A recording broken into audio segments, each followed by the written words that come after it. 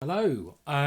Hopefully you can hear me. I'm just getting into the swing of things now, so just trying to load up everything I need at this moment in time. I had some microphone problems earlier, so I'm hoping there's none of that going on today, and we'll get started very shortly, as soon as I can just make sure things are going smoothly-ish.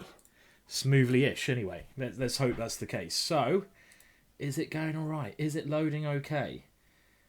Give me confirmation, boys and girls. And what we're doing today, I'm streaming to Twitch channel, and I'm hoping that's going to be nice and smooth without any problems. And I'm also streaming to the chess.com/TV channel. So you should be able to hear me on either of those. And I'll try to keep an eye on the chat on both the chess.com TV channel. So hello to everyone over there. Hello. So The likings of the new leader. What are you? This could be the end of our kind. You must go north. You will find answers there. If you want to save your people, you will need to transform. She can walk in the sun. Well, Twitch sometimes misbehaves. It's like a naughty boy. It likes to pull a strop now and again, but we'll see how. Hopefully, fingers crossed, it'll be all right. So I'm going to stream for at least a couple of hours today, and I'm maybe play a bit of Blitz chess later on. But what I thought I'd do to start with is share with you some of the best games and tactical finishes from the year 2016.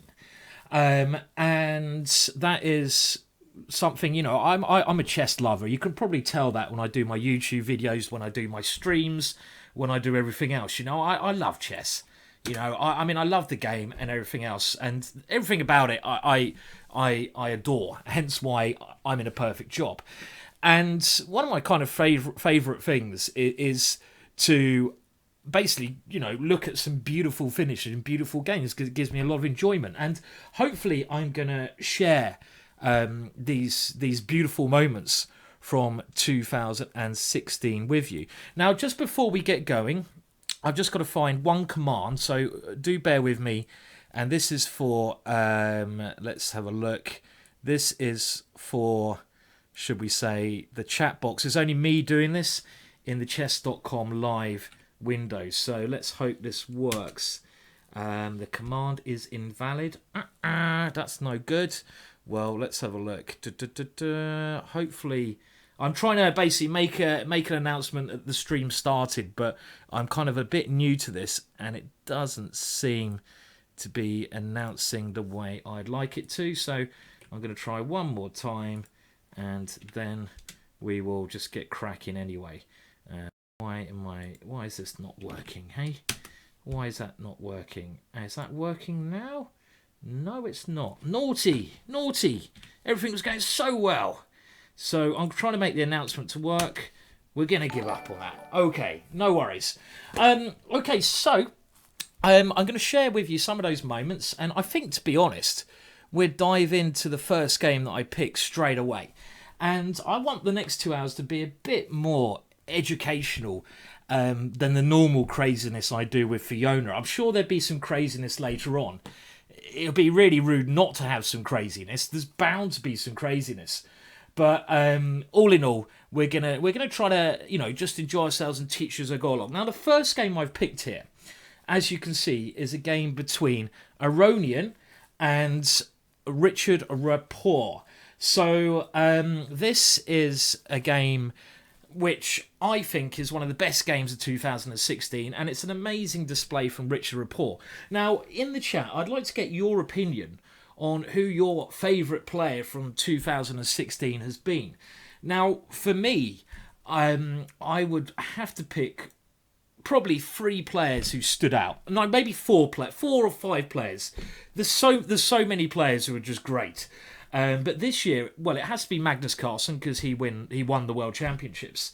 And then in second place, I'd probably say Badar Jabava, who got gold medal in the Chess Olympiad, and we'll have a look at some of his magic later on.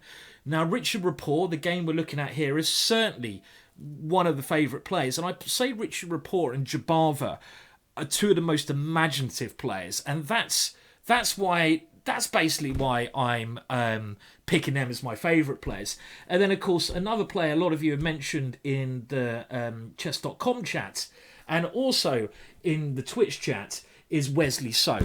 Wesley So has had a brilliant year. He really has, and he helped America gain gold in the Chess Olympiad. So you've got to pick Wesley So.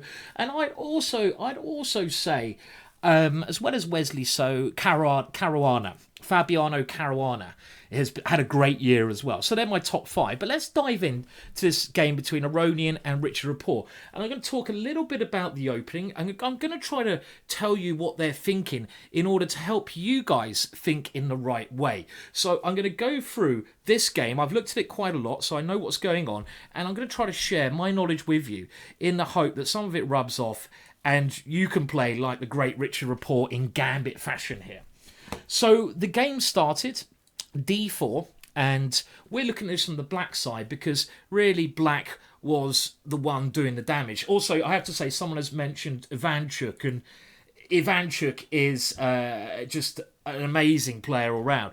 Now, I did a webinar yesterday, and someone mentioned I showed this game in a webinar. Well, I didn't show the game. I only showed one moment from the game. So if you saw that, don't give it away. But I didn't show the build-up. I saved that for today. So you're getting the good stuff today. Okay, and now Richard played d5. After d5, white played c4. And this is the main move. This is the main move. Now, one move I've become quite fond of recently from white, and so is Magnus Carlsen and other players, is bishop to f4, leading to a London system. I think this is going to get very popular, this move. Also, knight to f3 with similar ideas, I think it is going to get quite popular as well. But the London system is something which top players don't tend to worry about too much. So c4. Now, an opening you may be interested in learning, should I say, is an opening I've done a DVD on for ChessBase, but it's going to take a couple of months before it's released, and that is the so-called Chigorin with what move? Knight to c6. Now, this move, knight to c6, is a very interesting way to play. And if you're at home, you're looking for an exciting way to meet d4 and c4, then you can't go wrong with knight to c6, the so-called Chigorin defense. Because what you try to do with this opening is bring your pieces into the game quickly and try to attack the position very quickly.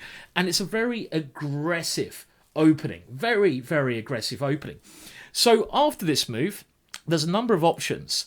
And here, Aronian played knight to c3, which is one of the main moves. Now, I'm not going to go too much into basically the theory of the openings. I find that a bit boring. You can look at a DVD to learn that, etc. A couple of questions going on. People are asking, why would it take a couple of months to release a video that's already been filmed? There's something called editing. And you may not realise how hard it is to make a chess DVD. Okay, filming in front of a camera is okay. That's what I do now. But if you want to make a really high quality video, which I always try to do with GingerGM, you have to edit it, you have to put in stings, you have to put in contents pages, you have to cut out anything that's not correct. You want to basically make the most polished version you can because you're trying to sell it. So you don't, you want to really give people as best bargain as they can get. That's my perspective anyway. I could rush out with loads of DVDs, but editing, that key word. Maybe you've heard about it, maybe you haven't. Only joking. Okay, so now, the best move against this is knight to f6. And here, black develops the pieces quickly, as we're talking about. And now, well, given a chance, one of black's main levers in the Chigorin with knight to c6, or maybe you can tell me what pawn break is the main pawn break black wants to play in this opening. Let's see how many of you are aware of the chat. So I'm keeping an eye on Twitch, on the Chess TV. What pawn break does black mainly want to play in this opening? So what pawn push does black play? What pawn break does black play? So give me a move. If you're black here, if you're playing this opening, the Chigorin, where you bring out your knights quickly, what pawn maneuver does black need to play. Now, Vansky, I think, got the right idea, but Duff is Isabella. Duff is Lieber, and Salty. Oh, should I say that? Salty Nutsack. I'm sure he's just talking about peanuts, nothing else there. You've all got the right move. On the chess.com chat, corn-fed, all the right move. The one move you aim to play in this opening, and this is key if you want to learn this opening, is the move e5. So let's say white plays something which doesn't affect the position, like g3. Now you can play the break e5 in this type of position. This is your main break. And this is a way to open up the position. This move, this pawn push, this is a way to get your bishop developed. It normally comes to b4 and get your pieces partying. So this is something to remember with this opening. I just want to tell you some key things as we go along, basically. You've got to know some key little bits and bobs to understand the opening. Okay, so after knight to f6, white took on d5. I don't think this is the best move. Black took back on d5. And now, if white doesn't do anything like, let's say white goes e4. How would we deal with a natural move like e4? Getting 2 pawns in the centre of the board. Well, here we can see the pawn break I talked about in action. Now, one thing, I'm going to give you guys a tip. One thing you should do, and I'm just going to demonstrate this pawn break first. Knight takes knight's the first move. One thing you've got to do, which so many people don't do, and it's such a big mistake if you want to improve at chess. So many people buy an opening book, buy maybe a DVD on chess, and in that book, the book doesn't. Some books are rubbish. I'm going to honestly say some chess books are an absolute crap. And one thing you've got to do is learn the ideas of the opening, not just the moves. Don't just learn knight to c6, knight to f6. That won't help you improve. Try to learn the key moves that you need to be trying to do. In this opening, we've already talked about e5. If you knew that was an idea, then after white goes e4, you would take on c3, and without thinking, you would now play e5, because you know that is a main idea. And with whatever opening you try to learn, try to think of key levers, key breaks, key moves. Then you will improve as a chess player. Don't just learn the lines, remember the key ideas. And that's something I try to do to GingerGM DVDs, and I try to do with all videos I do, chess-based, chess.com videos, everything I do. Okay, so that would be the idea there, but instead, white played knight to f3, and can you Adam and Eve it? That is basically Cockney rhyming slang for can you believe it? What move did black now play? Black now played e5. A fantastic gambit idea. And this gives up a pawn. Yes, it does. Why? What do you get in compensation?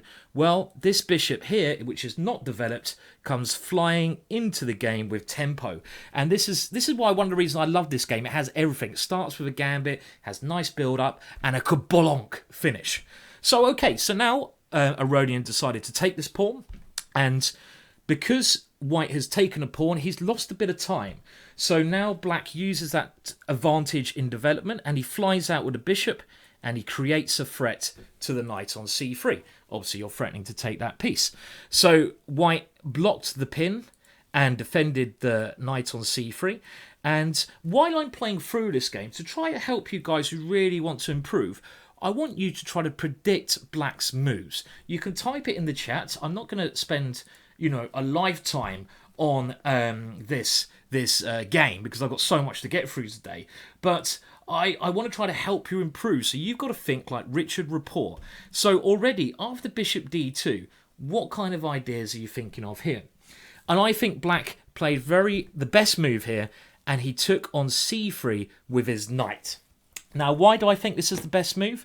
Well, white took back with the pawn, and now black just retreated his bishop, keeping the pressure up against c3.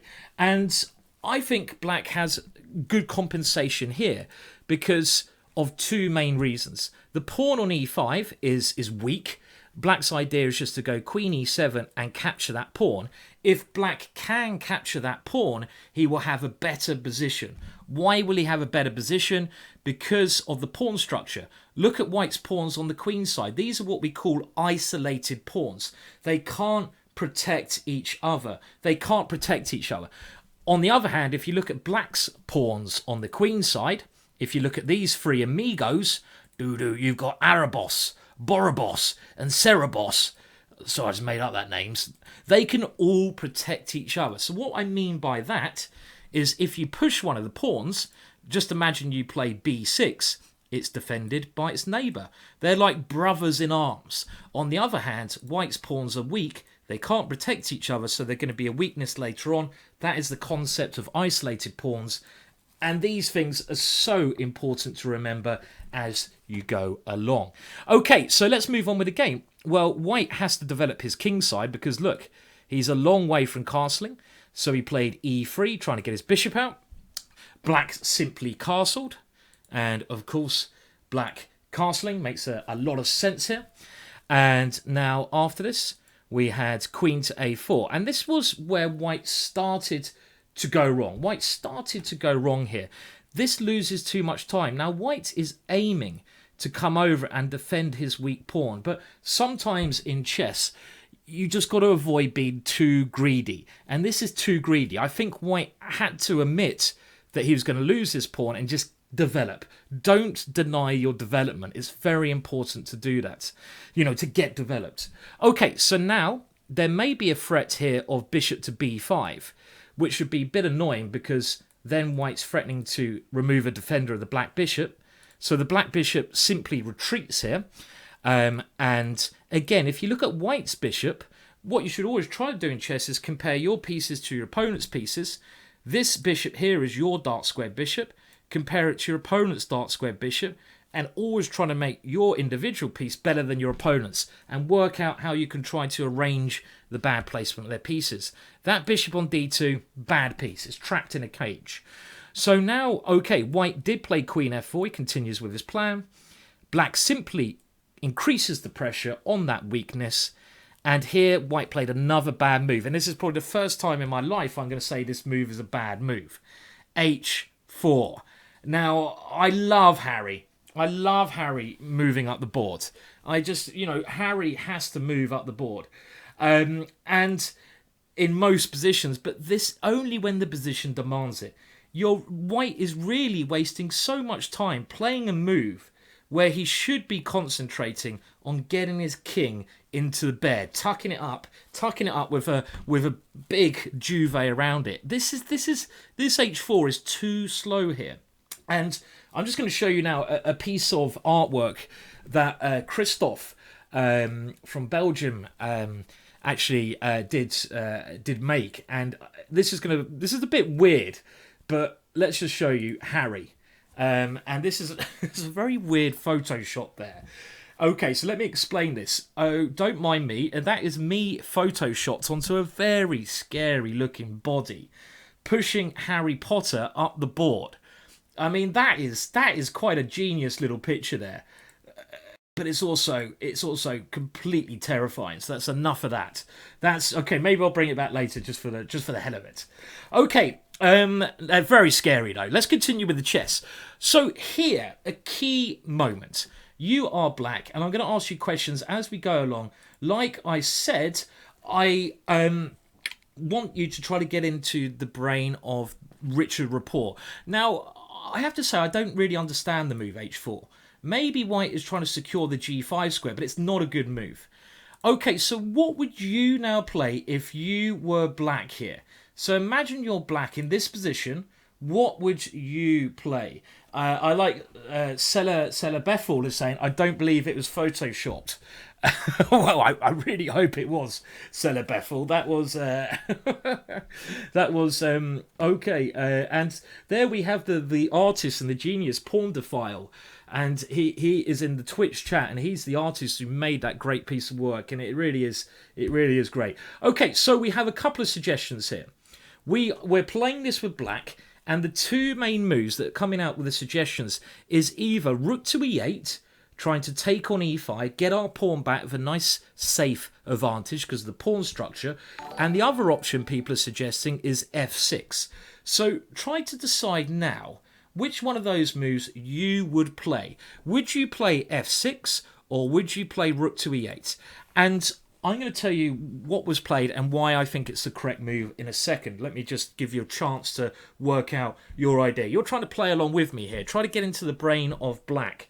Certainly don't get into the brain of that last picture.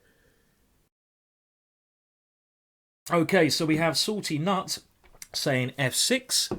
And who else is going for f6? A couple of people are playing bishop e6. Now, I don't like bishop e6. Why don't I like that move? I don't like bishop e6 because the bishop is not really doing much on that diagonal. Yes, you're developing a piece, but do you have a purpose? I don't think you do. One thing you must do, and this is another thing that players don't do, and this is why they don't improve, they play natural looking moves, but these moves don't necessarily have a purpose. Bishop to e6 doesn't seem to have a purpose except for development. Try to play with a bit more oomph. Now, the move I like is f6. Why f6? Well done if you also like this move. The reason I like this move is because we're trying to punish white for his slow development, and we're also trying to punish him because he's played some strange moves. He has wasted time, and these are the things you must be aware of. When your opponent wastes time with moves like h4 and queen a4, queen f4, that's free tempo down the drain. Throw those free tempo away. You should try to punish him. You should try to punish him in the most aggressive way possible. Your king is castled. His king is in the centre. This is another warning sign saying, punish him, punish him. So how do you punish him? You punish him by opening up the position. Don't worry about getting your pawn back now. It's not the key thing to do. The most important thing to do is to play quickly in gambit fashion. This is why I prefer this move, because you're playing quickly. You're trying to get your rook in the game. Don't worry about pawns anymore. This is the best move. Let's see how the game continued. Well, white took on f6. Otherwise, black would have taken that pawn. Rook takes f6, so the rook joins in the game, attacking along the f-file. The queen now gave a check. King tucked itself in the corner. Against any check, the king was always going to tuck itself in the corner there. And now bishop to d3. And here, an important move. What would you play now? So you're trying to play along with Richard Rapport here. I'm looking at your suggestions, and I'm not necessarily, by the way, saying that rook e8 in that last one was a bad move, but I prefer this because it's more in the spirit of the opening. You're really trying to punish white for his slow play. Now, what would you play here? And again, I'm going to explain the process. I'm going to explain why I think the next move is good in a second. But try to think, you're black, what are you going to play? So you've got to play along here. Now, I think that is Spazman21 is suggesting bishop to g4. Nice idea, except queen takes bishop would put that one in its grave. Okay, well, hello, Amadan. Hello, Killian from Ireland. Hello. And why you're always crying is saying that ginger beard, yeah, it's as bright as the fires of hell. And maybe brighter. And here, well, rook takes f3, as Killian is suggesting, is a very interesting move. Just going for a quick attack. And I think Killian would want to, then continue with knight to e5. But, okay, Vad has got the correct move here. Well done, Vad. Anyone else on the chat?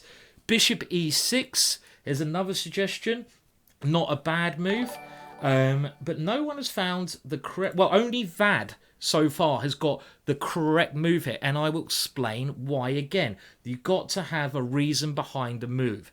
Always, like I said with the opening when I was talking about the e5 lever, when I was saying e5, remember that idea. Another middle game thing, and so many players struggle with the middle game, is always have a reason for your moves. Now, let's just talk through the suggestions one by one. Okay, well, rook takes f3 is a nice idea from Killian. Hello, Lee, by the way. Lee, good friend, is also in the Twitch chat. Is a nice idea if you can work this out through concrete calculation. So I would say now knight to e5 with some attacking ideas, but it doesn't seem this is going to work because after queen e4, threatening checkmate, I don't see a good continuation. And this structure in front of the white king is so solid. It's so solid. It's really hard to break down. So I would eliminate rook takes f3 from our calculation. I don't think that's the best move. Now, other people are suggesting bishop to e6. Now, this move is okay because you're moving a piece into the game, you're attacking the queen, but always consider what your opponent's going to reply. And here, white would reply queen e4, and he's threatening checkmate again. And in this position, he might also be making use of the h4 pawn because the knight could become a g5. And if anything, your bishop is in a bad square. It's a bad square. Now, the correct move, and if you got this move, so Vad, well done for finding this move. This is on, I think, on the Twitch chat. I don't think anyone on the chess.com chat got this, but if you did, think of the move, bishop f5, congratulations. Why is this a brilliant move? Well, simple rule you should always remember. When you have an opportunity to exchange piece for piece, and remember what I said earlier, if you're paying attention, you remember I said compare the dark square bishops, which piece is better? Your bishop on b6, the one highlighted, is better because the bishop on d2 is in a prison. Now, which bishop is better? Is it the one on d3 or the one on f5? Well, should I say, before we make that move, the one on d3 or the one on c8? Now, the bishop on d3 is aggressively aiming for our king, and we've just seen so many times when white sets up this checkmate idea. So that bishop, to me, is a really strong piece. Our bishop on c8 is rubbish. You might as well just throw it off the board, give it away, because this bishop is not really doing anything. It's hitting against thin air. It hasn't really got any good squares. So a simple bit of advice: exchange off your worst piece for your opponent's better piece. And this is one thing you've got to constantly think of in the middle game. Look for like changes. If it's a good change, do it. If it's not, don't do it. Now, I'm going to give you an example of a bad exchange here. A bad exchange, in my opinion, would be the move knight to e5. And this is an example of a bad exchange because you're trying to exchange off your knight for the knight on f3. So what question do you need to ask yourself? Well, the question you need to ask yourself is Love the streams. Oh, thank you for the first donation there, Thundermutts. That's very, very kind of you. And you can donate, everyone. You can also see this. I'll talk about this later on. Let me go through the game first. Thank you so much for the donation. Very kind. Now, a bad exchange would be knight to e5 because the key thing to think is my knight, this is what you should be thinking when you're playing, this is what I'm trying to help you guys do. The knight on c6, is it better than the knight on f3? I think the answer is yes. Why do I think it's yes? I think the answer is yes because if the knight on f3 ever moves, you have an amazing square on e5 for your beast. And as we're going to see, our knight will come to that square and that knight will attack everything. So really, the knight on f3 is tied down. It hasn't got anywhere good to move. So why exchange knight for knight? That would be a bad exchange. But the move bishop to f5 is a good exchange. That is a good exchange. So let's see how this now developed. So white now took on f5. So we got rid of that dangerous bishop. White now tried to prove that the move h4 had some kind of sense to it. And he moved his knight to g5. And this move, okay, now we're going to see why I think the knight on c6 was better. Because the knight now comes to this beautiful square. White now played queen to e4, and you have to be a little bit careful here because you don't want to move your rook. That would be very embarrassing. You might as well go and throw yourself out the tournament window if you do that. Well, don't actually do that. That would not be fun. But queen takes h7 and go and get yourself a large glass of whiskey. I think that moment is. That's something we've all done, but we don't want to do more often. So here, a good move from black. Black defended the rook, and this move did three things. It defended the rook, it got out of the pin, and it created a very dangerous threat of knight to d3. Now, 5-card draw was suggesting rook to f8. Now, this would be okay, this move, if it wasn't for the move f4. And f4 here would be very nasty because we'd have to exchange queens. But, of course, we don't want to exchange queens because the king, our opponent's king, is in the middle. We want to attack that king. Therefore, we should keep queens on the board. So don't exchange queens. So queen d7 was played. And now, well, white has to avoid this move knight d3, so white castled. And in this position, black now gets his last piece into the game. It's certainly it's like Mozart, this game. There's a lot of harmony in it. He played rook to e8. And with this move, black now starts to create threats. And the main threat here is knight to f3 check. So again, how has this game developed so far? How can it help us? Well, first of all, black picks a very dynamic opening against one of the best players in the world, Aronian. Black plays very sensible moves. He develops all his army. He is playing without fear. He gambits. He brings his last piece into the game. And now that all of black's pieces are working, what should black now do? Black should now start attacking, creating threats. When the position demands it, you create threats. And the big threat here is this knight moving to f3. Just picture that move. And if that is allowed to happen, you unleash an ambush against the white queen. So that is one of the main ideas behind this rook to e8 move. So the queen has to escape. So the queen escapes, and now another lovely move. I call the next move a kick move. If someone ever moves a piece into what I say is your half of the board, what do I mean by that? Well, my half of the board is anywhere which I'm putting the arrows in. This is like my half of the battlefield. I should control this area. I don't want my pieces in that area. If my opponent has a piece in that area, and he does indeed, well, thank you very much. Another donation. That's very kind of you, Lumberjack. Very, very kind. Thank you so much for the donations. Very, very kind of you. Cheers, Lumberjack. And of course, that helps me stream more in future. Because this knight is in my area of the board, I call it a kick move. I want to kick that knight away. And the move h6 kicks it away. Go away. Get out of my area. Go to your own home. Kick. You want to kick. It's like, you know, it's like one of those times you invited someone to stay in your house. You know, we've all had this happen to us. Someone comes and moves into your house and you say they can stay a day, but they end up staying like a week and then a month. Then they end up eating all your blooming food. They end up drinking all your wine. They end up sleeping in your bed. And you have to, at some point, give them a kick. That's what the move h6 does. It kicks the knight away. So the knight now moves into the centre. And now black creates threats. He goes rook to h5. And again, we now see one of the problems with the pawn on h4. The pawn on h4 is a really, really bad pawn. And that pawn is a weakness. You've got to look for weaknesses in your opponent's camp, and you've got to attack them. You've got to attack them. And the problem here is, well, I'm going to ask you guys a question.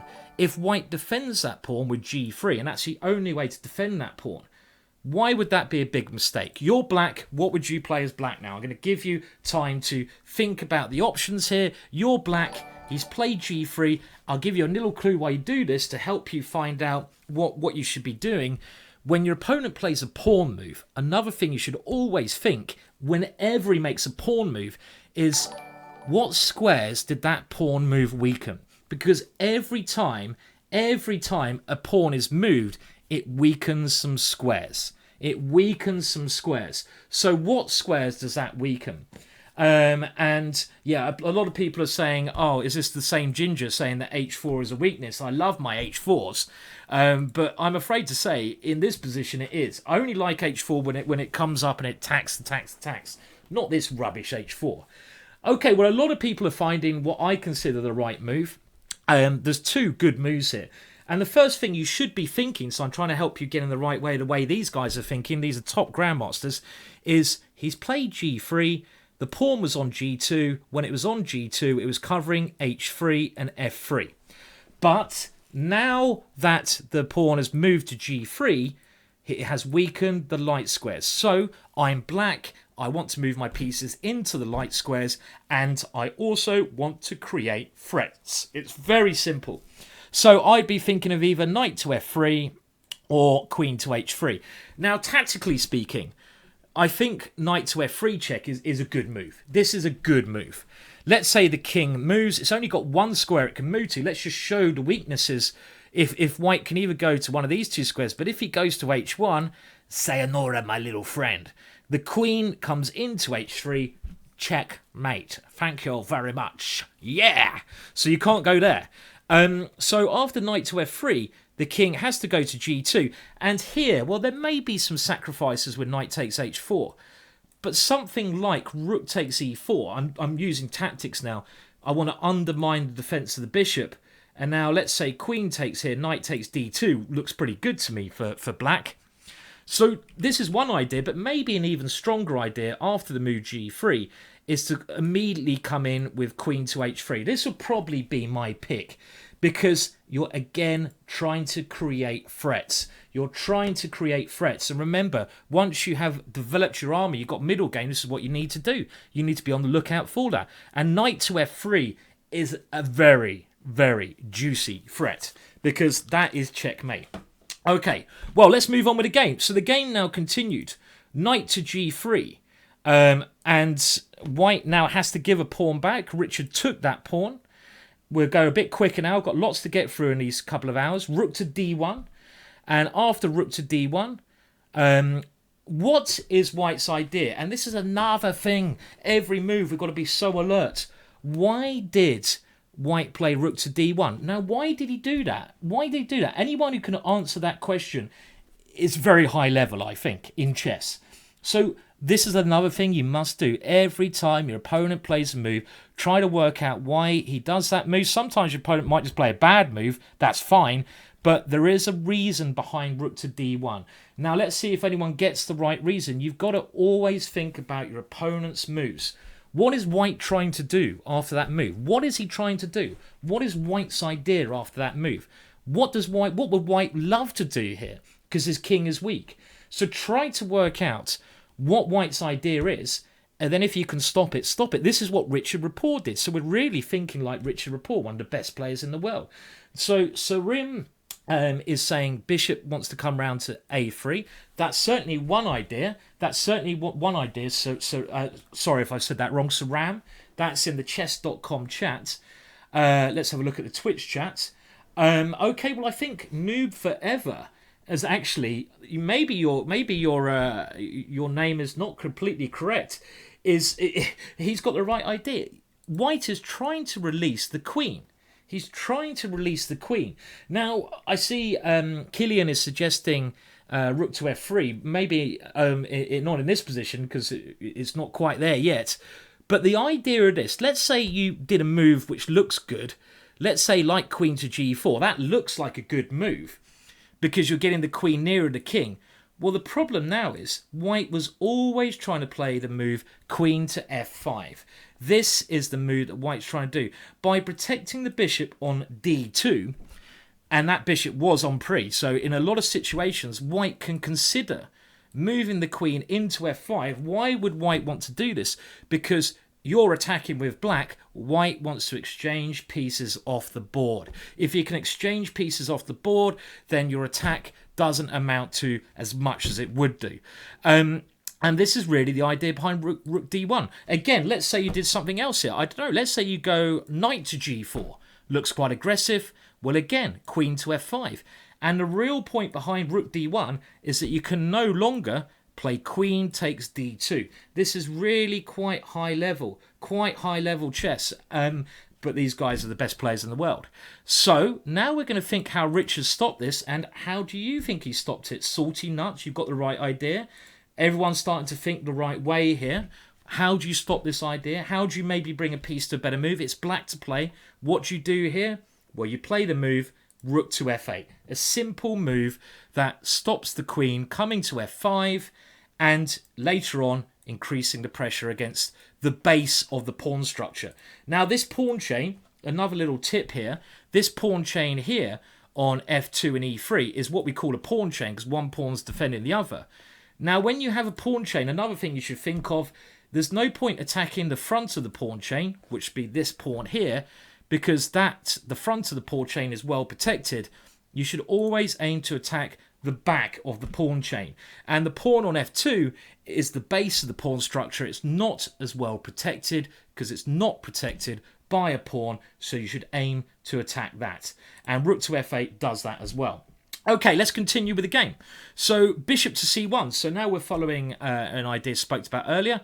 And now the queen can fly into the game. Fly, baby, fly. And it flies into the game. It gets nearer to the white king, increases the pressure. Knight to f3 check, does it work? Interesting idea. Well, let's have a think about it. Does knight to f3 work? That's a very interesting idea. Well, let's just have a look. In this position or last position, it might not matter. So someone has suggested knight to f3 check. Lovely idea. Going for crash bang wallop checkmate. You have to take that, and I'm assuming the idea is now queen to h3. If you found this idea, well done. It's a beautiful idea. I don't think it works though, which is the story of a lot of beautiful ideas, unfortunately. It doesn't work because white can now make an escape square for his king by moving his rook, and the white king is going to try to creep its way to e2. And you've given up a piece. It's a bit too much. Nice idea, though. Nice idea. Okay, now we're coming up to the highlights of this game, so let's get there quickly, because I've got so much I still want to look at. Rook to f8, and now let's continue. Bishop c1, queen g4, and now rook to d5. So white trying to activate his pieces, and that is attacking the knight. So black defended the knight. You're stepping into a pin here, but remember what I said a minute ago. Queen e2, what should black play now and why? And this is a real question to see who has been listening to some of the, should we say, subtle and not so subtle advice I've been trying to give you throughout this game. So what is a good move for black here? And more importantly, why? This is something you've got to do in chess. Keep asking yourself why. Why is that a good move? Why am I doing this? What is my plan? The W's are all good questions. What, why, when? These are things that will make you a better chess player. So what should you be doing now and why? So a lot of people are suggesting knight to f3 check here. But knight to f3 check, I think, will lose the game because white will go queen takes f3. So try to think about it before you play it. I want to reason. A lot of you have got the right move, but I want to know why it's the right move. Why it's the right move. Now, while you think of that, I would like to mention very quickly, this is my own stream. I know it's been hosted by chess.com, which is very kind of them. While you just think, about the options here, I'm going to try to stream in the future twice a week myself for various things. So hopefully it will help you improve your chess, guys, with my streams twice a week. I also, at the moment, for the next 1 hour and 20 minutes, you can see above me at the shop, at the GingerGM shop, and I do run a chess company. I've got to do a little sales pitch because, we're going to try to make a living. From the GingerGM chess shop, only for the next 1 hour and 20 minutes, it's 50% off the bundle of DVDs that we make. And that is over 100 hours of tuition from me. So over 100 hours for £44. And I think that would help you improve your chess no end. So you can check out that deal. It's only going to last until the stream's over, and then it's going to stop. So get in there while you get the chance. After today, it's going to go back up to a large amount again. So if you do want to buy some DVDs, go there, and I will try to stream more in future. Okay, so who's got the right idea? Duff is Leba? Yes, you're correct. And the move, and I think you're the one who's explained it very simply, that I like is c6. Why? Well, didn't I say earlier, when someone's moved a piece into your own half of the board, what do you need to do to that piece? You give it a kick. You kick that piece away. And by playing this move, you're trying to force it away, or at least force it away from the pin. And indeed, now Aronian played a crafty move. Rook to d4. Very, very crafty. Rook to d4. Very crafty, this move. Why is this a crafty move? Because you're trying to trick black. Now, the first thing you should look at here, and this is where you need to get your calculation to work, is bishop takes d4 is the first move I'd think of because it seems to win points. But in actual fact, it will lose points because white will unleash the bishop by taking with the e-pawn. And now white has created a threat against two pieces, the knight and the queen, and you're going to lose lose pieces here, lose points, lose the game. And in this position now, some of you have probably seen this game, so okay, fair enough. But Black now played one of the best moves of 2016, and maybe one of the best moves I've ever seen in a middle game situation. The next move was pure genius, and I'm going to show you the move and then explain why it's a move, because we always ask ourselves why to improve our chess. We have to work out why. All the time when you're learning yourself, why? When you're learning at home, when you're watching games, why? Ask yourself why. A computer will not help you do that. That's why too many people get carried away with a computer, and the computer at the end of at the end of the day won't help you improve that much. Turn it off. So here comes a piece of magic. Rook to h1 check. Boom. That move is simply astonishing. And you know what we say with that move? We say, put that in your pipe and smoke it. One of my favourite expressions, that one. If you watch my YouTube channel, you'll be used to that. Rook to h1 check. Astonishing move. Why? Well, the process of elimination. This is something strong players use. In certain situations in chess, your opponent will only have a couple of options. Here, there's only two options. Knight takes and king takes rook. Now, we can eliminate knight takes h1 because of what move? What move here would be a killer move? You're Black. What is a killer move here that wins the queen? What move wins the queen? This is a real put that in your pipe and smoke it move. What a move, rook h1 check. Phenomenal stuff. Now, what move here wins the queen? Quite easy. Quite easy to see. Look for checks, look for catches, look for the most forcing moves. What move here? CL Smith, UK Geek, well done. Loads of people, and the chess.com, Cornfed, Faro, loads of people. If I forget to say your name, I apologise. There's a lot going on here. Knight to f3, because the knight is not on g3, you've got this extra range towards the king. And in this position, well, white only has one option. You can't take with a pawn because it's pinned. You have to take with a queen. And now after rook takes queen, we are a queen up. We should win the game here, especially at this level. So if we go back, we can now eliminate rook to knight takes h1 from our things. So white has to play king h1. And now we see the real amazing genius-like point behind this combination. King takes h1. What do we do now? What is the point? Why did this work? The point is we have now got the h4 square for our queen. And this is what we call a space clearance sacrifice. We clear off a square, we make some space through a sacrifice to deliver a deadly attack. So now Black played bishop takes d4. And after bishop takes d4, Black quickly gains a winning game. I don't think I'm going to even look at the whole game in much detail. There's so much more to get through. But the point is now, if white takes on d4, Black has queen h4 check. And if you remember going back a couple of moves, this was not possible before this check because there was a rook on that square. Can you remember? It's only possible because we made space for our queen to come into that square by giving up the rook. And now, I did do this game yesterday, but I only did it from this moment. Hence why I've got new material after this, but I wanted to do the build-up. I think it's important to see how we got to this moment. And after king g1, we've just got to look at ways to create threats. Remember, that's what we do in chess. Chess is about creating threats. And if your opponent can't stop the threats, you will probably win. That's what chess is. You create threats, you create your opponent problems. How do we create a threat? Let's threaten checkmate. Knight to g4, threatening queen to h2 checkmate. There's only one option here, really.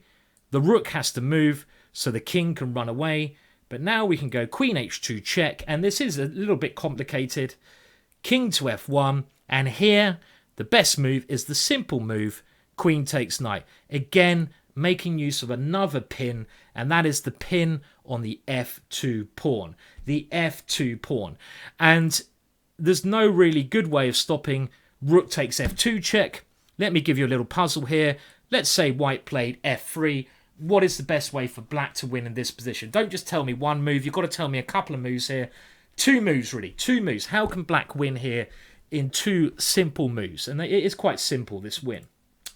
So I think this rook h1 is a contender for best move of the year. I think this game is probably one of the best games of the year. And I'm not going to look at the end of this game because I've got more stuff to get through. And no one has still yet to tell me what the sequence of moves here. Still no one. Okay, Pitor and Cruzy Lee. Well done, the Cruisemeister. The best combination here, again using another pin, is we first go knight to h2 check. Only one move for white. And now that we are pinning the g-pawn, the best move is knight takes f3 check. And it should be easy to see that white is busted. A beautiful position here. Beautiful position. So very nice combination from Richard Rapport. I'll show you a couple more moves, how the game developed after rook h1. The game developed after bishop takes d4. Aronian didn't even take that bishop. He realised he was losing. He played f3. Now the bishop retreated. And I'm going to do this quite quickly. So if you get lost, don't worry. I'm going to bring up another game very shortly. Knight to e4. Queen to h5 check. And in this position, a nice move. Bishop c7. Because black is getting ready to land the queen on this square. And the main threat here, in actual fact, is knight g4. So let's say bishop to a3. Looks like a decent move attacking that rook. Well, knight to g4 is a fantastic reply. Because queen to h2 is going to be checkmate. Pawn takes knight. Queen to h2 checkmate. And Richard continued the initiative. I'm running out of time, so I'm going to move to another example now because I want to keep it fresh. Some of you might have seen the rest of this game, so I want to move on. But what do we take away from that game? And again, when we do anything, we should always ask ourselves, what do we take away? What do we learn? What can we do to improve our own game from that? Well, let's just have a look at the critical moments earlier on. First of all, you've got to pick an opening that suits your style. Richard Rapport is a very aggressive, imaginative player. So playing an imaginative opening like the Chigoring suits his style. So make sure you know what your style is. Try to work out what you like playing and head for openings which give you those positions. This is a perfect choice. Now, you've got to know the key ideas behind the opening. And as we see, one of the key ideas behind this opening is the pawn break e5. And as long as you know the key ideas, then you'll get a good game. e5, key idea. And why does he do it? He sacrifices a pawn to bring his troops into the battle quickly. Bishop to b4, bringing a troop into the battle. So what can we learn is pick a right opening. If you're going to gambit, play it as, you know, you've got to play it as actively as you can. Don't start playing passively. And later on, other key moments I could take away that will help me, so they should help you, is when we get a position like this, we should look at our opponent's move. Always be aware of what our opponent is doing. If we think our opponent is going wrong, which I think is the case here, I think white has wasted excuse me, time by playing h4. We should open up the position. If our opponent's king is still stuck in the middle, let's open up the position, f6. And then we talk about the rest of the game. I'm not going to go there. Okay, well, do you have any questions about that? Before I move on to... I've got a very quick finish coming up, by the way. And a question from Paddy. Is it Paddy? Oh, no, from the name is Johnny. When will I have another Fiona show? Well, very excitingly, I have to say, I hope you guys are around this Wednesday. It's probably one of the most exciting events in ever, except for probably Magnus versus Hikaru. Chess.com is launching a major thing. It's a chess league all around the world. And me and Fiona are commentating Wednesday. I'll let you guys know if you follow me on Twitter and stuff. Look at chess.com. we are going to be commentating for 3 hours on various matches. So we're both commentating from here. It should be great fun. So this Wednesday is the quick answer to that. Okay, well, any other questions? Let's have a look.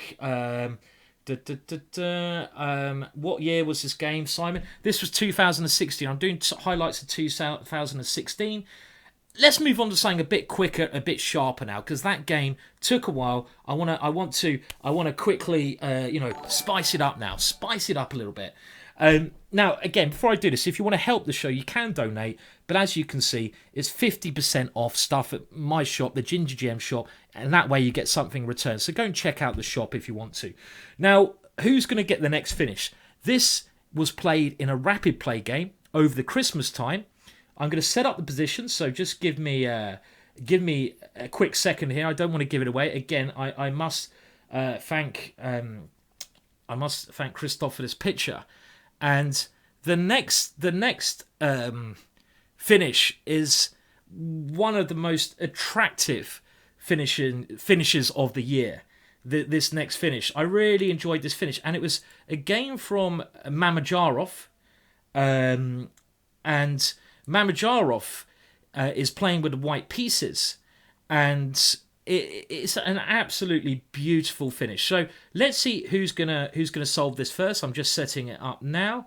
Thank you for the picture, by the way. If you're in the Twitch chat, you must thank Porndophile for sorting the picture out. He's a genius and he's helped me out no end. So thank you, Porndophile. Okay, so I think we're ready to show the position.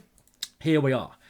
Now I'm just going to show you the build-up. Imagine you're white here. It's a rapid play game. You haven't got much time left. You're white and you're attacking with a lot of pieces.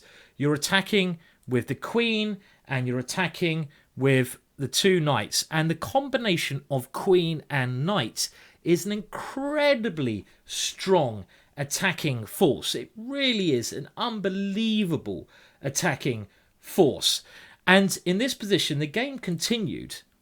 Bishop b7, so white's going for it. Knight c7, check. So the king has to try to move. It decided to move to d8, and now it's some white knight magic going on here.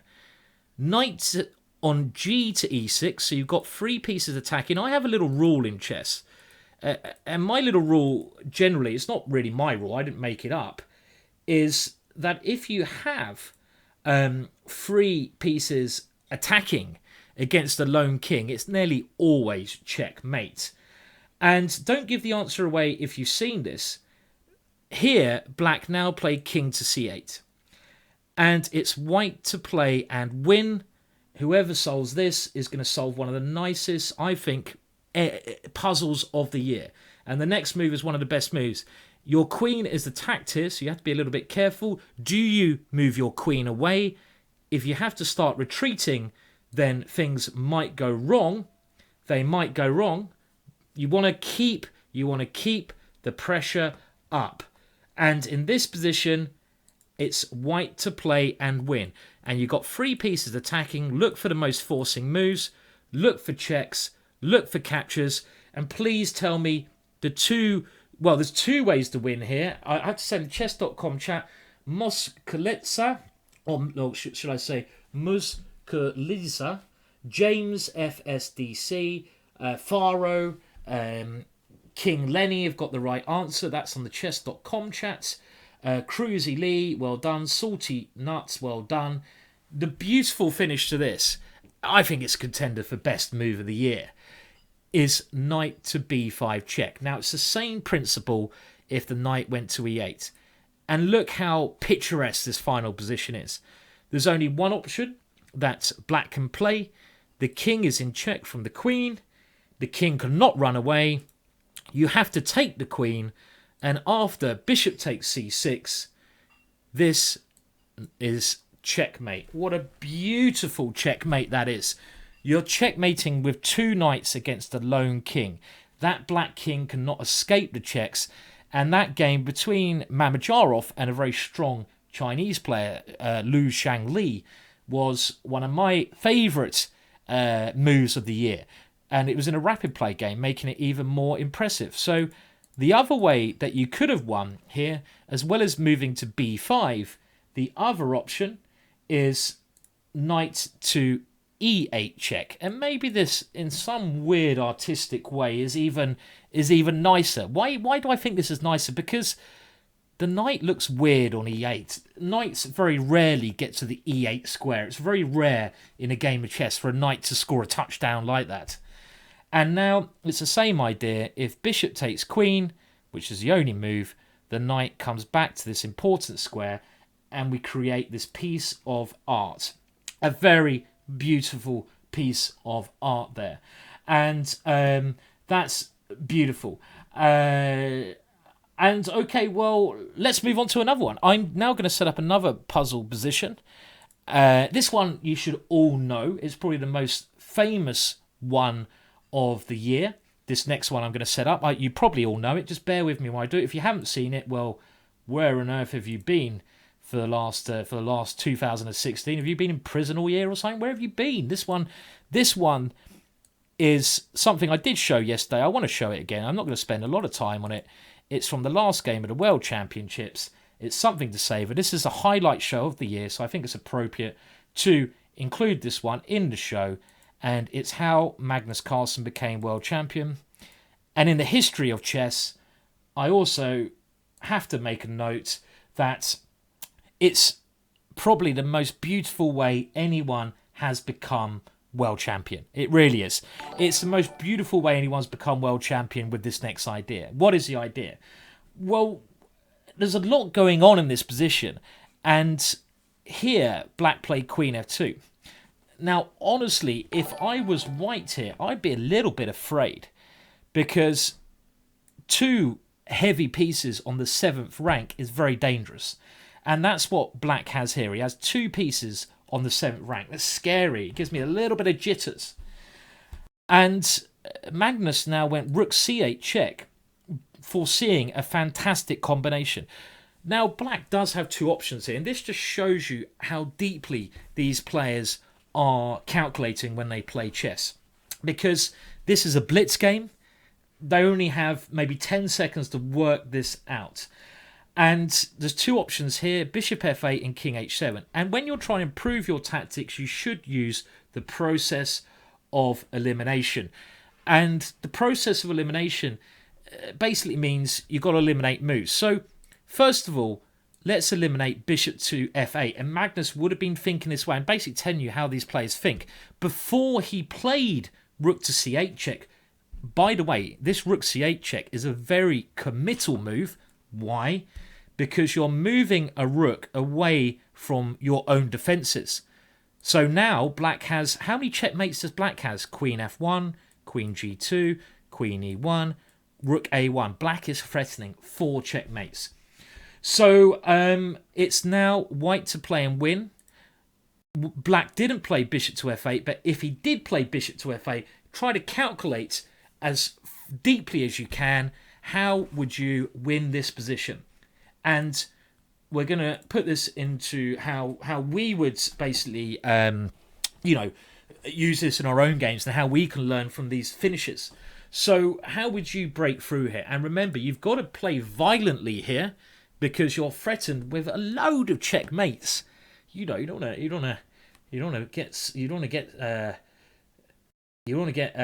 get in a little tangle here, do you? So what is the way to break through? And in positions like this, you need to look at the most forcing options. You need to try to look at ways to crash through. And I think a lot of you have got the right idea. Guinea win, well done. King Lenny, Jackstar the Pro on the chess.com chat. And also in the Twitch chat, we have many people find the right idea. You've got to play aggressively. Quiet moves. You haven't got time in tactical positions for quiet moves.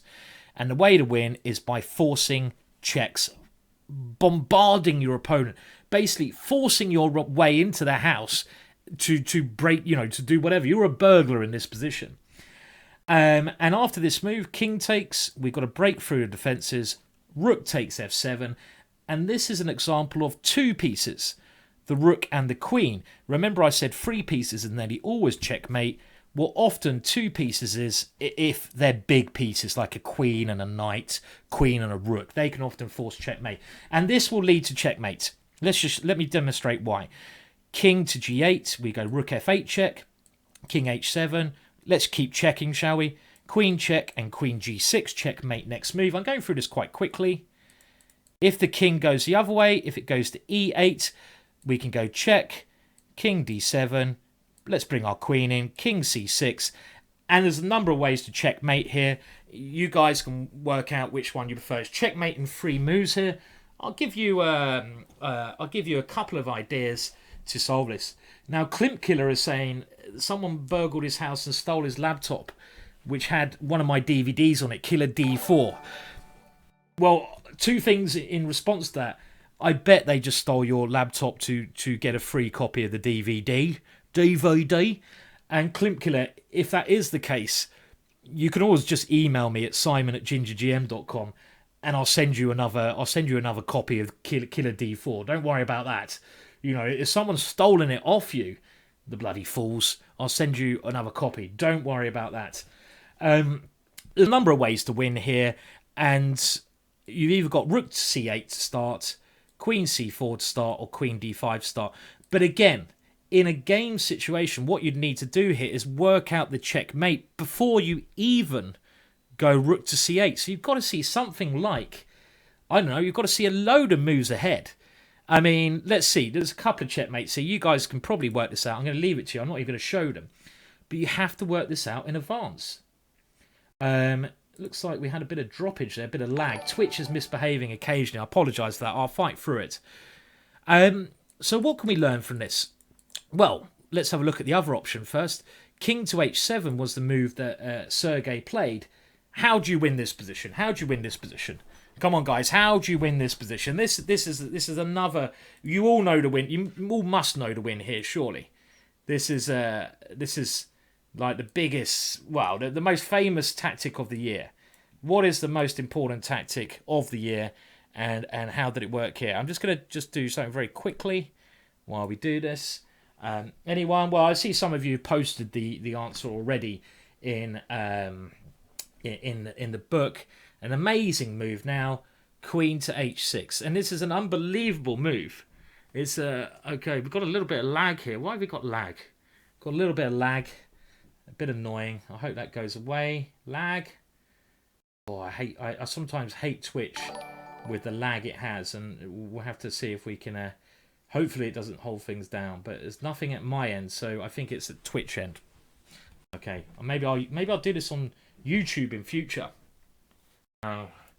Okay, let's see. Is this gonna be all right? It looks like it should be all right. Okay, and the idea here is you give up your queen. Again, the process of elimination. Black can either take with his king or with the pawn. If he takes either way, he gets checkmated. If the king takes, then it's rook h8 checkmate because you freed up the h8 square. And if we go pawn takes h6, well, there's rook f7, and that is checkmate as well because we freed up the second rank. So there we go. So a most beautiful finish. So what can we learn from this? Well, what we need to learn is when you're trying to work out tactics, you should always note when your opponent's king is weak. But before you play a move like rook to c8, you have to work out the finish. You would not play this move unless you saw queen to h6 check, because this may be an error then. I mean, if you couldn't see a checkmate, a much better move would be something like rook g1, because this stops queen g2 checkmate and you move your rook to a very good attacking square. So this is a key thing. You've got to calculate as far as you can. You've got to notice danger to your own king, and you've got to only play a move when you see the finish to the combination. So this is the kind of thing that you just got to bear in mind. Okay, I'm going to set up another, I think... okay, I'm going to give you guys a choice now. I'm going to give you a choice. We're about halfway through, just over halfway through the stream. So I'm going to let you guys... I'm going to go with popular... basically popular whatever you guys want. You've got 2 choices. I might play a bit of blitz at the end just for a laugh. Now I can either show you another game which I think is contender for best game of the year, I'll try to do it a bit quicker than the last one, or we can look at some of the best moves from the year. And we'll do this for the next half an hour, and then I'll finish off this session with a bit of blitz. I'm only streaming for two hours today. I'm just going to do another 50 minutes. Been quite a busy weekend. I'm going to try to stream twice a week in future. Hopefully that will help you guys improve your chess, and hopefully it'll be enjoyable. Well, a lot of people are saying blitz. A lot of people are actually saying blitz already. Okay, now I'll play blitz at the end, guys. We'll do that at the end. But for now, do you want me to show you a whole game quickly? Or do you want me to show you some... It looks like we're going with game. Looks like we're going with game. Most Here, of you Simon, you do a game great job here. and deserve some support. So it looks like we're going to go with a game. And I'm going to show you now a game, ask questions as we go along, that I think is another contender for best game of the year. But this one, slightly different to the last one. It involves Magnus Carlsen again. This, in my eyes, was the best positional game of the year. I'm not going to look at the whole game. We'll look at the critical moments. Well, thank you so much for the donation there, Blazer. That's extremely kind. Thank you so much, and yeah, thank you. It all helps do this more in future. So thank you very much for the donation. Okay, so I'm going to set up the game now, and then we'll finish with some blitz. A little bit of fun at the end of the show.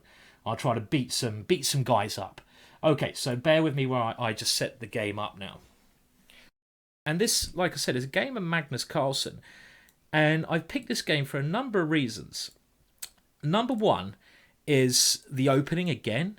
We can see that Magnus Carlsen is not a player like Richard Rapport. So he's got a different style. So hence why Magnus Carlsen picks a different opening. And you can play openings in different fashions. And in this next one, he plays a very nice positional game in the London system. And one thing I would like to say is that if you want to learn more about the opening I'm going to show you here, go to my YouTube channel. All you have to do is type in GingerGM videos, because you may have noticed I'm a little bit gingerish. And you will find me doing some free tutorials on the London system there. But in my eyes, this was a beautiful game. Okay, by the way, Salty Nuts is saying, when does the 50% offer end? The 50% offer is now ending in 50 minutes. So you've got 50 minutes to go and grab yourself some of the DVD collections. And there won't be another sale for quite a long period of time. So if you want to get over 100 hours of tuition, you can go there. But thank you all for your support. Everyone who's joined in, everyone who's donated, everyone who's just here is great. Okay, so let's just now have a look at this opening. And we're going to now think like Magnus Carlsen. And we're going to try to put ourselves in the shoes of White. And we're going to learn, like, what is Magnus thinking? Why? Always ask yourself why, as we know. Okay, so Magnus starts with d4. His opponent's a very strong Russian player, Tomaszewski, who is known to be a very hard player to beat. And the game continued, knight to f6. And now Magnus goes for a London system with knight to f3. And after e6, there's a number of options here. The London system is where you place your bishop on f4. Now, I'm not going to demonstrate, I'm not going to talk about this, in incredible depth, because I've done videos on YouTube, and everyone who's watched my videos will know what I'm thinking with this opening. And if you don't know it, go and check out the videos. But this opening, in my eyes, really suits Magnus Carlsen. Because you can play it in an aggressive way, which I do, but you could also play it in a very simple way, a positional way, which Magnus Carlsen does here. And it's a perfect opening for lazy players. Another reason I love it. I love this opening because it's great for lazy players. You play the same 10 moves, pretty much whatever. You don't have to learn lots of theory. You don't have to have a great memory. You don't have to learn new things. It's very easy to learn. Very simple. answer a quick question. I'm from the US. If you buy the GingerGM collection, yes, if you go to the shop, of course it will convert pounds into dollars. So don't worry. I don't know how many dollars it is, but it's a bargain, absolute bargain. Okay, so B6 was now played from Tomaszewski. This is the Queen's Indian setup that Black's trying to play. He wants to place his bishop here, controlling some key squares in the centre of the board. And look, my friend there, Lee Bullock, Cruzy Lee, said he played this opening 4 times in an international tournament, Hastings, the longest international tournament in the world, and he got 4 out of 4 of it. Hopefully, Lee, that was after watching my YouTube videos. Hopefully they helped you. And it's a great opening. It really is. Okay, so now we create our pyramid. And what I mean by this is the front of your pyramid. If you're any like conspiracy boff into the Illuminati and all that kind of stuff, you will see this is the top of the pyramid, the elite. But you've got to build it up with the bases here. And we now consolidate the top of our pyramid with a very solid, what looks like pyramid structure. You can see the arrows I've made there. That's a pyramid, isn't it? That's like a pyramid. So bishop b7 played. Now, okay, Magnus doesn't rush with c3. He does it later on. He plays in a Magnus way, I'd say. He plays h3. Now, why does he play this weird-looking h3 move? Well, he plays this move in order to give his bishop an escape square on h2. He wants to keep this bishop because this is a great bishop. And the point is, if Black ever plays knight to h5 now, Magnus will keep his bishop and go bishop h2. And one thing I've noticed about Magnus Carlsen is that Magnus Carlsen loves his bishops. Richard Rapport, on the other hand, loves his knights. It's a personal thing, and you've got to play to your own strengths. So already we can see Magnus is playing to his own strengths by playing a nice, safe move. Now, this wouldn't be a move I would necessarily play, but it's Magnus's style, and this is what you've got to do. Now they both continue developing. Bishop e7, normal developing here. White's got to develop his pieces, so you've got to think where your minor pieces go when you're playing chess. First of all, get a pawn structure, then develop your bishop and knights. This is the first things you do in chess. So where does the bishop go? Where is the best square for your bishop? Always put your pieces on the most active, best squares. In the London system, the bishop always goes to d3. Why does it go here? Because you're pointing at h7, which is a weakness in Black's position. You want to start an attack on that square later on. Black castled. White decided to castle. Again, maybe if I was playing White there, I would not have castled straight away. But Magnus, very positional player. Black played c5. Black trying to strike in the centre. And only now that Black is putting a little bit of pressure on the centre does Magnus complete his pyramid. He goes c3 and he completes his pyramid structure. So Black now develops his last piece. So they're both playing very logical moves. We've got to now think how and where should our knight go to. And nearly always in the London system, this knight goes to d2 because it controls some nice central squares and it has options later on even to come into e5. And in the London system, the e5 square is often a key square. So far, I would say now the opening is over. And if you play the London system, you'll realise that this is White's general setup. Black played d5, getting a pawn into the middle of the board. And now I think a very nice manoeuvre. White is not in a rush. And I have to say that this setup that White plays is a very slow positional game. You might be thinking, why did I pick this game as Game of the Year? Because it just has some astonishing positional ideas, and we'll get to them soon. Well, White's not in a rush. First of all, White connects his rook, and this is a simple thing to do in the middle game. Connecting the rooks is a key idea because the rooks want to have scope to come to any square on the back rank. So the queen gets a slightly better position. This also helps support the move c4, e4 should I say, later on. So white is slowly improving his structure. Black goes bishop to d6, thinking if I exchange pieces, my position will become easier to play, and now very subtle play. White has got all of these pieces out that I've highlighted. So before Magnus does anything, he wants to get his rooks into the game. And now he plays rook on f to e1. And this is so subtle. And it's typical Magnus. You're waiting for your opponent to do something. One of the strengths of Magnus is he always thinks about his opponent's ideas. This is something a lot of us mere mortals don't do. We don't think about the ideas as much.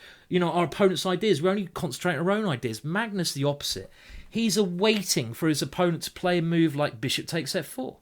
Because if black plays this move, look how the rook is now on a nice square. He's awaiting for his opponent to do something. He's positioning himself perfectly. We can all learn from this kind of play.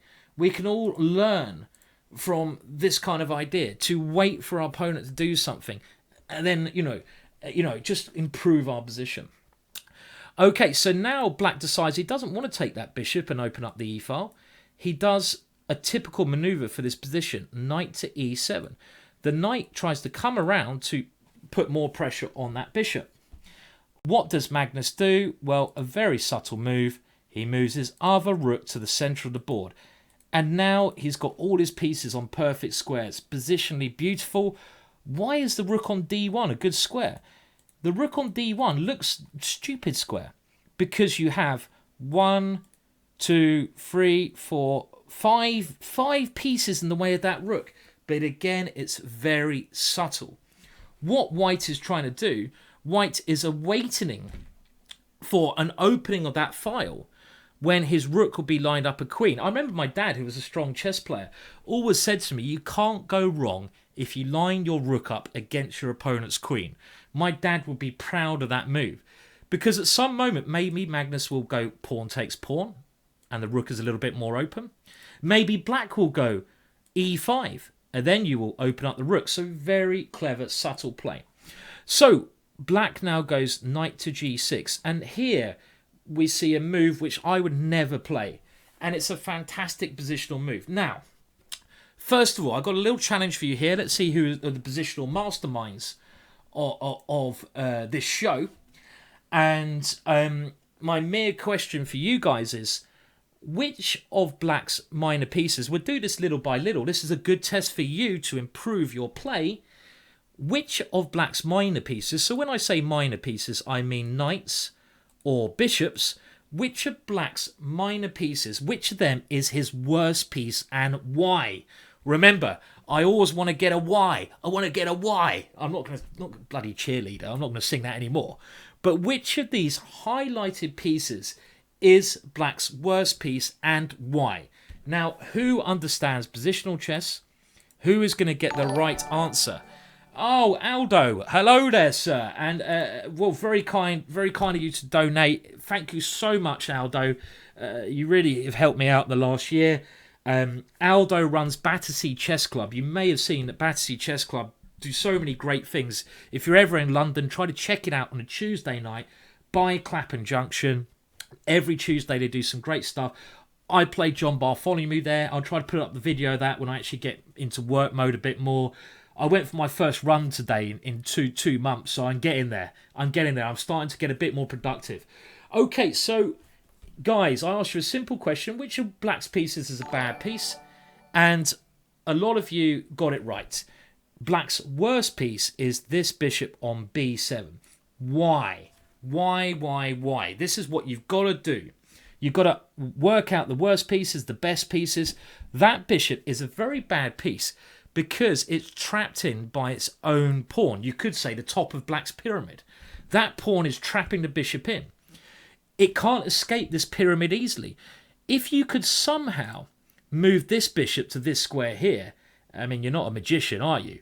Then black could be a lot better, but it's trapped in behind the pawns. And if you have a bishop behind your pawns, trapped in by your own pawns, it makes it a bad piece. Now you could compare this piece to white's bishop on f4. Because imagine that bishop was on c1. I'm just doing little demonstrations here. If that bishop was on c1, that bishop would be trapped in behind the pawns here, but it's not. So we've worked out now what is black's worst piece. It's this bishop. So we don't want to swap that one off. And these are the kind of things we're thinking. Now, what we want to do, we can exchange off nearly every other piece as long as we leave black with that bishop. These are the kind of things Magnus was thinking. He worked out immediately, that's black's worst piece. So I do not mind swapping off the other pieces as long as he is left with that bad piece. And now we see a move I'd never think of. I would never do this. Magnus gives up his bishop for the knight. Bishop takes g6. Why is this a great idea? Two reasons. He wants to leave black with this bad piece, so he's going for a long-term plan. And he also wants to gain control of a key square in the London system. The most important square in the London system is the e5 square, this square here. That knight on g6, which Magnus has just taken, was defending that square, but now black is losing control of this key square. Why is this square so important? Because the white knight wants to come into it. Now, I always find explaining positional ideas is a lot more complicated than explaining tactical ideas, in actual fact. That is just one of those things, But, we do our best here. Now, someone on Twitch has said, well, isn't the bishop on b7 controlling e4? This square here. Well, it is in a way, but the problem is the bishop is never going to get to that square. The bishop is still, it's stuck here. It's stuck here behind the pawn on d5. And look what Magnus does now. Pawn takes bishop, and now he swaps off another pair of pieces. Very simple play. He swaps off bishops, and now he has gained control of this square. So, of course, he puts his knight into this beautiful square. And this is it's really just swapping off your bad pieces. We talked about this in Richard Rapport's game. Swapping off your pieces, but he's trying to leave Tomaszewski with this piece here. It's just very simple play. Now, one thing white won't be doing in this position at all, and I do realise we've got a little bit of lag here. It's quite annoying. I think it's Twitch. I'm going to have to sort this out, but I can't do anything now. One thing white has to avoid doing here is playing c4 or e4. Why would c4 and e4 be an awful move? Because if you play one of these moves, the bishop would come to life after black captures one of those pawns. So you certainly don't want to move the top of your pyramid. Now, you might be thinking, as Timoru has said, the bishop is controlling this square, it's stopping e4 break. This is not the important thing. The more important thing is white can play very slowly. The position is closed. What I mean by that, it's a locked pawn structure. The pawns are locked. So what I mean is, it's like a Mexican standoff. The pawns are locked together. They're locked together like this. In a locked position, it means it's a closed position. In closed positions, knights are better than bishops. And one thing I did say before is that Magnus Carlsen loves his bishops. Well, he's such a great player. He knows when to exchange them off. Let's just see how his plan worked out brilliantly. Now, if it was Magnus to play, how would he improve his position? Slowly. He may even play on the king's side with g4. Why not? Because it's closed. You can play moves like this. But probably he would go for f4 first and then slowly expand. So Tomaszewski now plays g5, trying to stop f4. And now we see another phenomenal idea. Magnus Carlsen now changes from positional play to tactical. Brilliant idea. He plays f4. And also, someone's saying maybe I think this is a very good point. And it's Ender Bodorgo. Again, sorry my pronunciation. Maybe better than g5 would have been a5. Very, very good move. I think this would have been the best move, because this at least tries to get the bishop onto a6 outside the pawn structures. That would have been better. But even on a6, it's not really hitting much. I would play f4, you go bishop a6, I go queen f3, and here, what is black's plan? I can't see a plan for black. What is white's plan? White's plan is to go g4, h4, h5, attack. And another thing you should always aim to do in chess, you should always make sure you have an easier plan than your opponent. If your opponent has a plan, okay, that's fine. Make sure you have an easier plan than your opponent, even if it's a bad plan. I find it's, you've got to learn by don't play moves that don't do anything. Okay, anyway, so black played g5 instead. I think this is a mistake. And after this, f4 was played. Pawn takes f4, and now an amazing idea. An amazing idea. It's a beautiful pawn sacrifice. There's nothing wrong here with playing pawn takes pawn. This is not a bad move at all. But instead, Magnus plays rook to f1. And this concept of not taking the pawn back, but suddenly changing, sacrificing some lines to open up your rook, is a brilliant thing that reminds me of the great Bobby Fischer.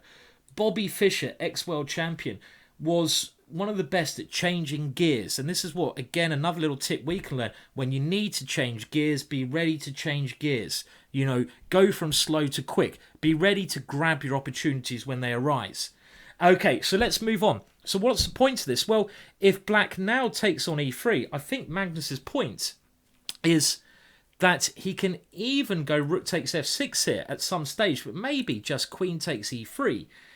And he's getting ready to take on f6, opening up the king, or just to move his queen in. And he's attacking now with knight, queen, and rook. So he's got 3 pieces attacking. Tomaszewski is a very solid player. He wouldn't have enjoyed this. So instead, Tomaszewski got a little bit scared, and he went knight to d7, trying to get rid of this knight. So let's just see how now Magnus finishes game off. Queen to h5, beautiful stuff. The queen comes in. He doesn't even care about his pawn.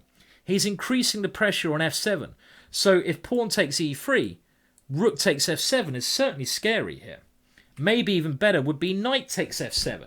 That's probably even stronger because you threaten queen h8 checkmate. So now Tomaszewski tries to get a draw, knight f6. But Magnus, of course, doesn't retreat. He keeps his queen near the black king. Queen h4. Now, queen d8. Tomaszewski wants to exchange queens, so he's lining them up. Rook takes f4, and this is the point behind Magnus's play. This is why he didn't take the pawn back straight away. He gets his rook to this square, so he can play on the open f line. Knight to e4. Tomaszewski desperately wants to exchange queens. And now Magnus changes back to positional play. It's beautiful how he changes gear. He's like a brilliant racing driver. He goes slowly around the corner, accelerates slowly around the next corner. Knight takes e4. The queens get exchanged, and now we get this position here. And it's amazing to think that this game's over in only another 7 moves. And we're now left with this knight versus this bishop. And this bishop is a little bit better than it was before, because it can come to d5, but it's still really a bad piece. On the other hand, if you have a knight in the centre of the board, it's normally fantastic, especially if your opponent cannot kick that knight away. Black may be able to go f6, but that's very risky, because if he ever plays f6, the knight comes into g6. So what did Magnus now play? Magnus now played brilliantly. He played pawn takes c5, because he wants to get his last piece into the game, and this is really the key move. Black recaptured, and now rook d7. Why is this a key move? Look how Magnus is using every single piece playing. Now the bishop is attacked. It doesn't really have anywhere good to move. If it moves to d5, c4, and the bishop is trapped. So rook b8 was played, and now we got to think, again, like Richard Rapport did, this is another thing that top players always do, that lower rated players I find don't do. We've got to think about what our opponent's next idea is. And I'm trying to keep an eye on the chat a bit, but obviously there's a lot going on here. What is Black trying to do here? Well, what pieces can our opponent move? Let's have a think about it. And this is what we should be thinking. Can he move the rook on f8? Let's do it one by one. No, he can't, because if he moves the rook on f8, we will do something like knight takes f7. So we're eliminating the pieces our opponent can move. He can't move that rook.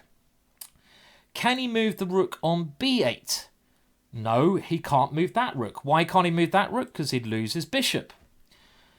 Now, the only piece he might be able to move is the bishop on b7. But if he moves that bishop on b7, we will go rook takes a7. On the other hand, if he does move that, he'll be able to go rook takes b2. So Magnus here was thinking very, very cleverly. And he was thinking, well, as long as I don't allow rook takes b2, he won't be able to move any of his pieces without losing something. And he's nearly getting into a position of Zugzwang, which is a very weird name to basically say your opponent is suffocated. This is a Zugzwang game. He can't move anything. Every move he plays weakens his position. Torture. You're basically constricting your opponent, constricting him. So a brilliant move now, b3. Why is this such a brilliant move? Because it stops ideas like bishop to c8. Because after this move, and Magnus realised this is what black's trying to do, we can play rook takes a7, but now black can't go rook takes b2. So we've won a very safe pawn, and black is still suffocated.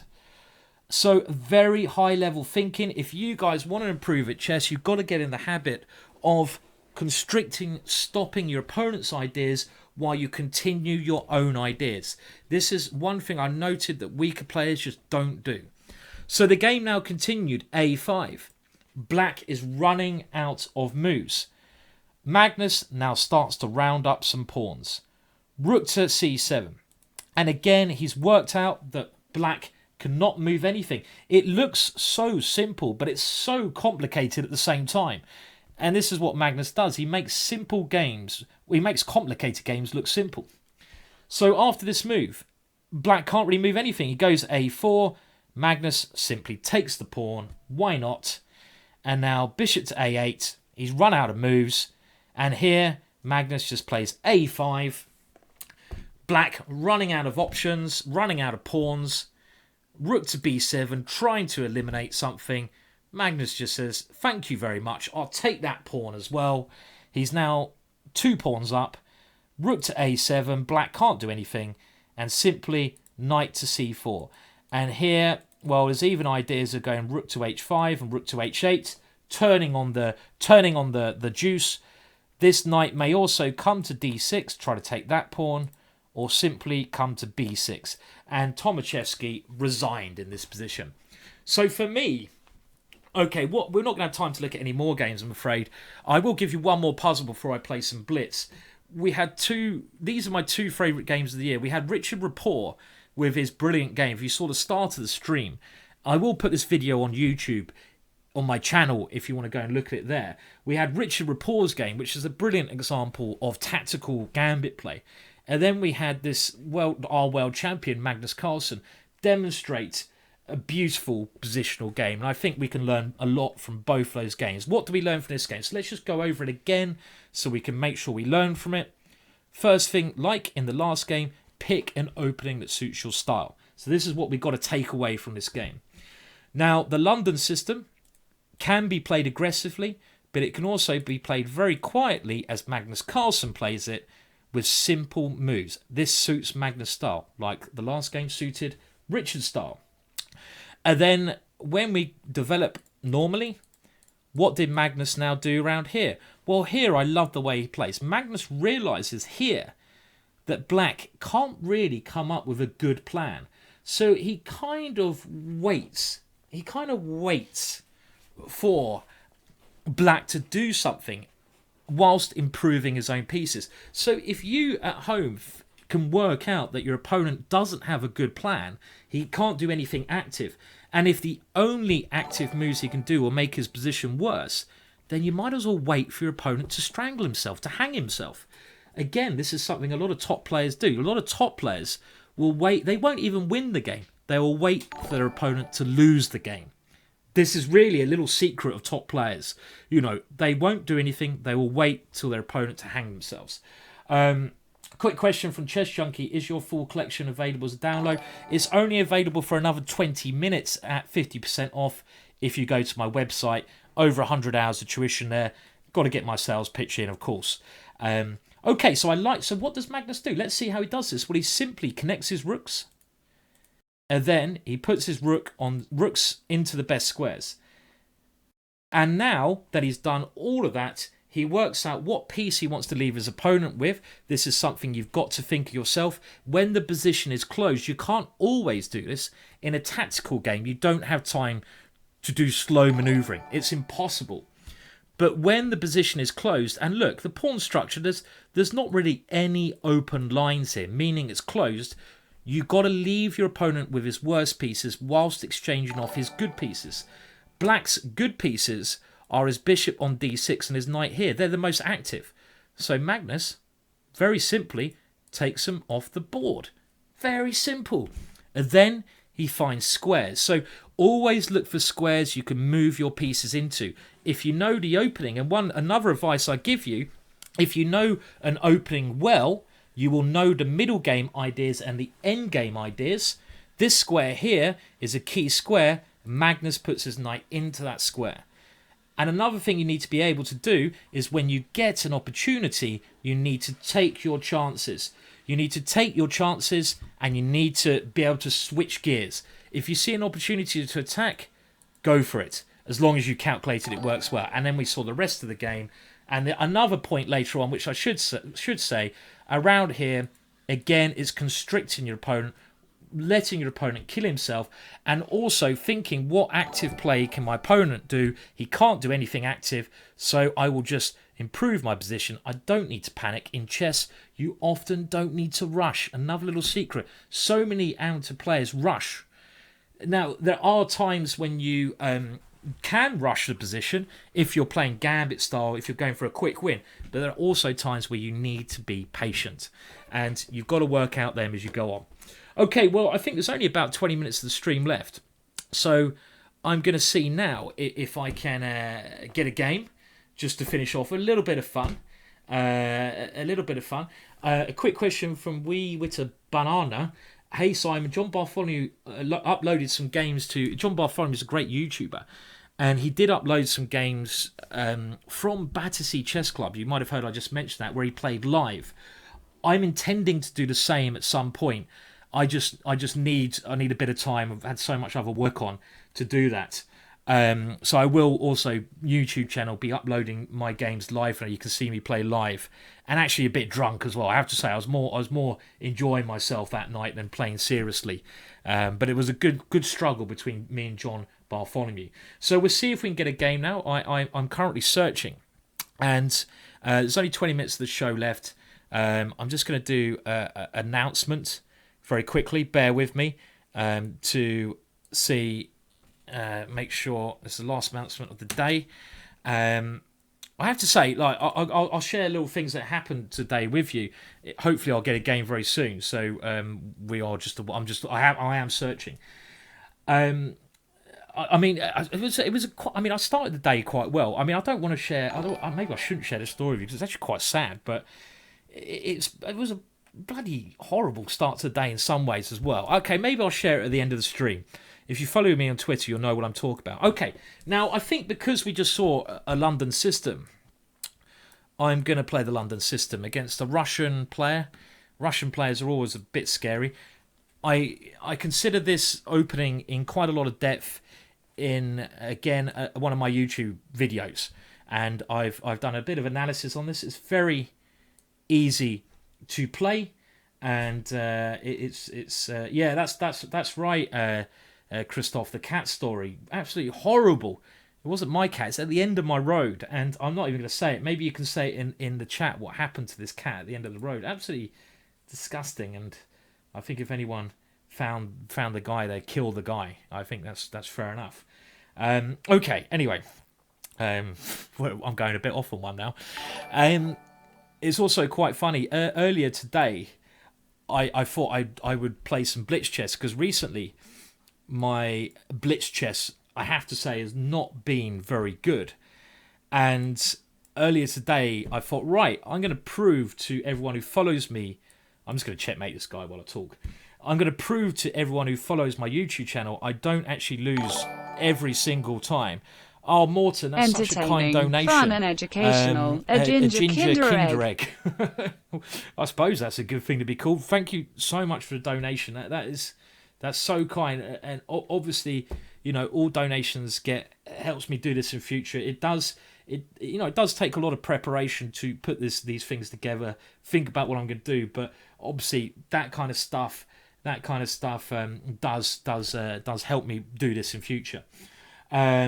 So thank you so much, Morton, for that donation. Very appreciated. So I was saying what was happening earlier. So I thought I would. It's my move. I didn't even realise it's my move. That's good, isn't it? Well done, Simon. You probably got to notice when it's your move when you're playing chess. So I did this video where I was trying to prove that I can actually win the occasional game at chess, and I think I won 6 games in a row. And I thought, yeah, get in there. I've actually won 6 games of chess. I'm going to put this on YouTube, prove to everyone who's been saying, "Oh, you've lost a lot of these games recently. What's going on?" And I was going to prove to them that it was right. So I posted the video to YouTube, and then I realised there was no sound on the video. And you know what? The video, that's greedy. Can he really do that? Such a greedy move. And the video was an hour long, so I had to take the video down. So I basically did an hour-long video, and I realised there was no sound on the video. What a disaster. God, I was annoyed. I mean, you'd be annoyed as well. Okay, let's go for checkmate. I'm not quite like Magnus Carlsen. I like throwing my pieces at each other. Now, I can see in the Twitch chat you're actually discussing what happened earlier on to this cat, and it's just absolutely disgusting. I don't even want to mention it. And it was just at the bottom of the road, and I mean, it really is just one of the most awful things I've heard. And you know, if I have to say, if this guy's ever caught, then he deserves the same punishment as the cat. Clearly, it's just horrible what happened. Not worth mentioning here. Okay, let me just concentrate on the chess now. Take my mind off what happened to the cat. Anyway, these things happen in life, and sometimes you just get these psychopaths who really are just ill, and they just, I don't know, they should not be allowed, in my opinion, to live really if they can do that to a cat, and they're probably serial killers as well. So anyway, I'm not gonna get carried away with what happened to the cat at the end of the road, but you might notice we at my house have 2 cats who stay here occasionally. Charlie, who you've seen him in some of my videos, and he wanders in the same area, this cat. So it's just horrifying to think. Anyway, okay, let's try to finish this game off. So can I go rook takes h7, king takes check, and then bishop d3? I feel something. Okay, I'm gonna go for a glorious attack here. I was thinking queen h2, guys. I was thinking queen h2, but then I thought, well, if I go queen h2. Why didn't I play that? What's he doing over there? What's that doing over there? That's not doing anything. Right, okay, time for violence. Let's go for it. Boom, boom, boom, boom, boom. Okay, well look, his position. I've got so many pieces attacking here. We wanna finish with a bit of oh, look at this. This is oh yeah. Oh yeah. Oh yeah. Oh yeah. Oh yeah. Oh yeah. Oh yeah. Oh yeah. Oh yeah. Okay, right. Well, oh dear. Have I actually won this one? Have I? Yeah. Put that in your pipe and smoke it. You know what we got to say with that one? There's only one thing to say to that. Boom. Okay. Yes, I have to say, obviously, the cats that stay here are absolutely fine, and it might have just been, I don't know. I mean, hopefully they catch the guy, and there is, with the cat thing, something called an M25 cat killer going around, but there's just some sickos about, aren't there? Okay, well, while I wait for a game, should we have a look at that game? That's actually one of my better games. I've been playing pretty well today, and we'll just talk about this. Now, if you want to learn more about this opening, again, check out my YouTube channel. There's a lot of stuff there.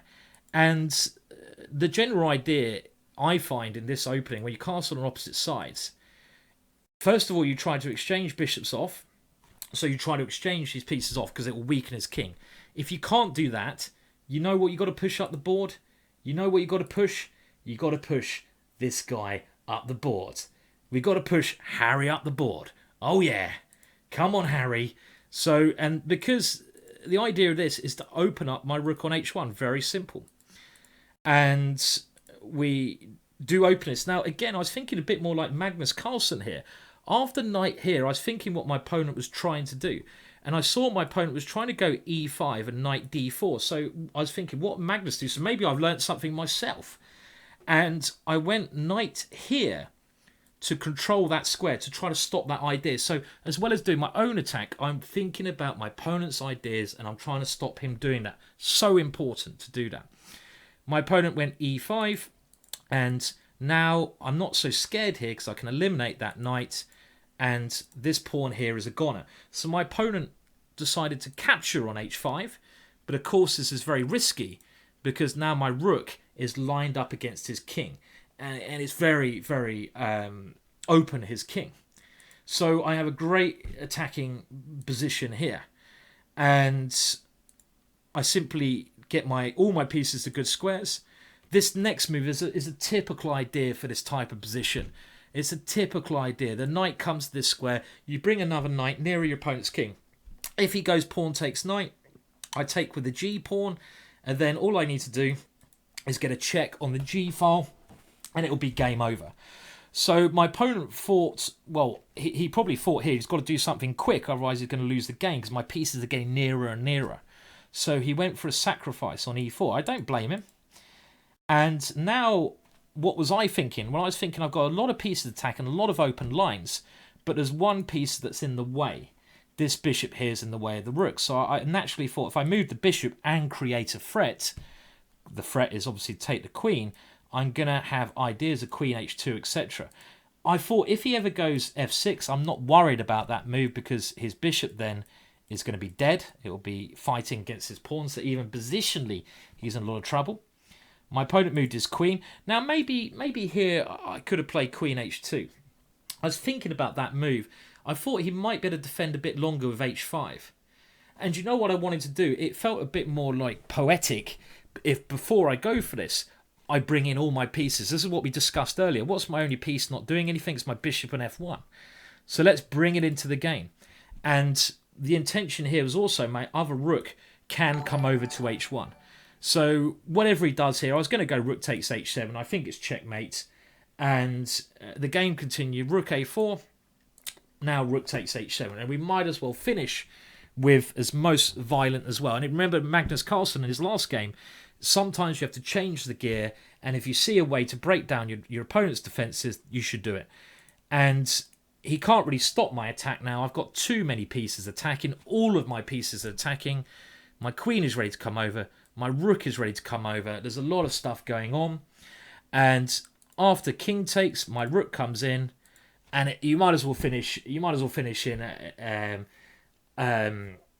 basically as much glory as you can. Probably queen h2 is winning as well.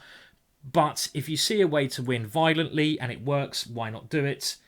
And this now led to checkmate because my queen comes into the position, and even though I'm material down, the combination of these three pieces, I don't even need the knight, is too much for him to cope with. So it's actually nice to win one game there. Okay, so I'm going to see. Okay, we've got another game. I'm playing a Grandmaster now, and we're coming to the end of the show. Let's see if I can get my beloved Dutch chess in. Dutch opening. My Grandmaster Guy Mill. I'm not sure who this guy is. I know where he's from because he's obviously from Brazil. I can notice that flag. And at the end of this, I will take any questions probably after this game and call it a day basically because been streaming for quite a while now. It's quite intense. There's a lot going on. So it'll be nice to finish with a win though. So, okay. Well, one thing about this opening when I play it is I always aim to get this move in. This is a key idea in the opening, and as you guys know, hopefully if you were here from the start of the lesson, one thing you need to do in chess is know the key ideas about the position.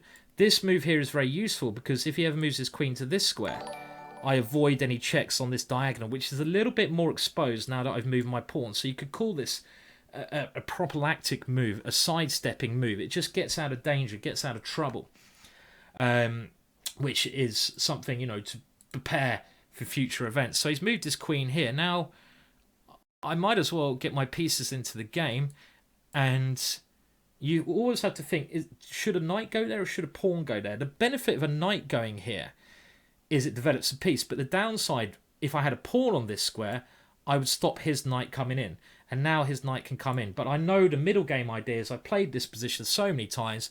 My bishop comes back, defends that pawn, and this is now, what do I need to do here?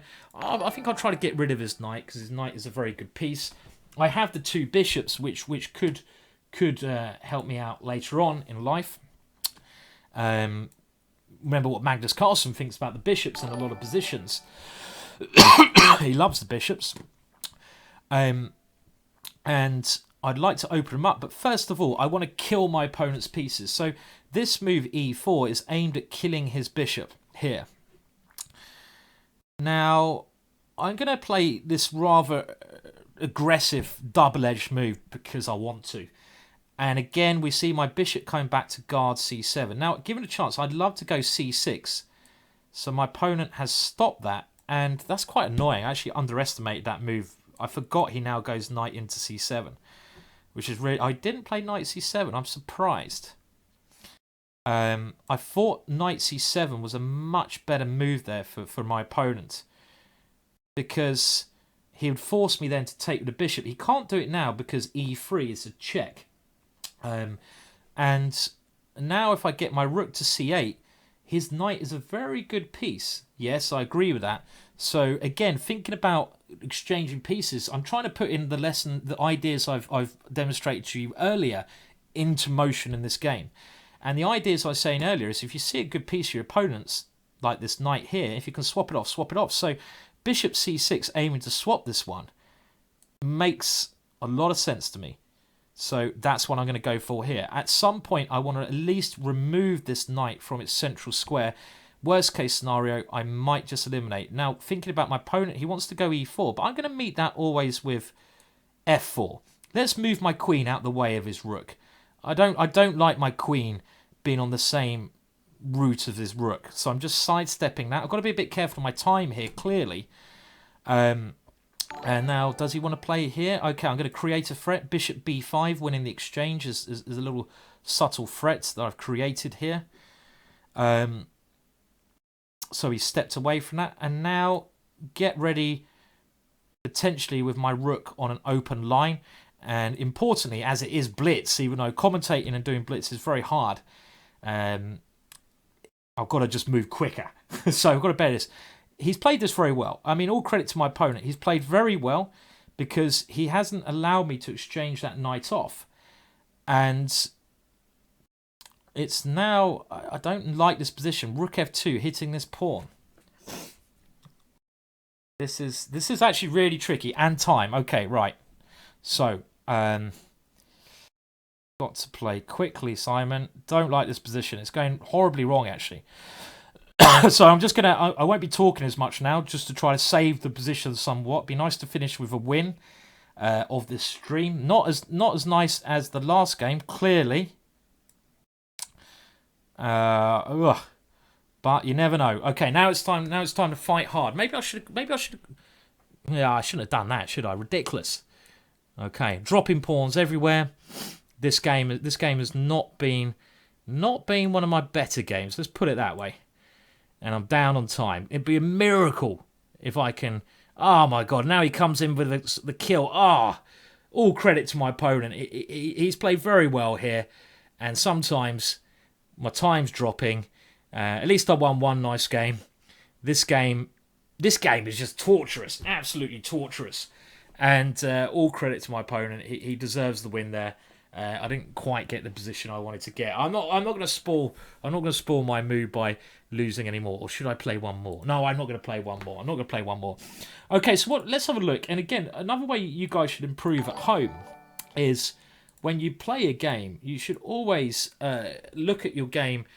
If you lost the game especially, and look at that game at home, not with a computer. Turn the computer off.